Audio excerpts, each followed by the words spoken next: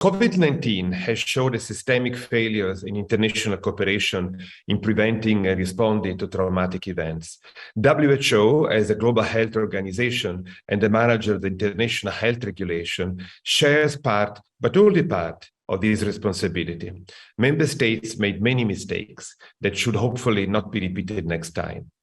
One of the recurring arguments is that part of the problem is lack of enforcement powers by WHO in compelling compliance by member states with their obligations. For example, to notify WHO of disease outbreaks, to share transparently information, not to limit travel and trade unnecessarily, and so on.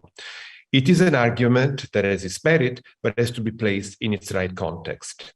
First of all, international organizations, especially global technical agencies like WHO, we are created to foster cooperation among member states, to provide a forum for negotiating collective policies, to assist developing countries, rather than being policemen or enforcers of the law. The Security Council and the European Union, in other words, are exceptions rather than the rule, while WHO represents a general model of cooperation the states have chosen. The international health regulations continue that blueprint.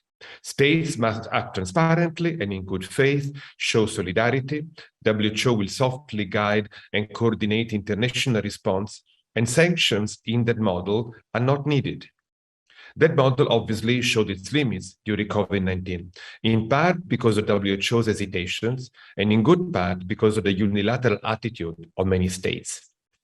WHO member states now are negotiating a new pandemic treaty and considering a revision of the international health regulation. It is a good opportunity, therefore, to reflect and try to improve the current system. And I have two considerations on this point. The first one is to avoid too much emphasis on enforcement, as if we are in a national legal system. International law is different, and created incentives to comply and mechanisms for building trust and facilitate dialogue and cooperation are as important, if not more important, than enforcement and sanctions. In other words, the emphasis should not just be on forms of symbolic punishment, but on what facilitates compliance and mutual trust in practice. The second consideration is a question. Should WHO, as an organization, be granted more powers? What kind of powers? Would it help?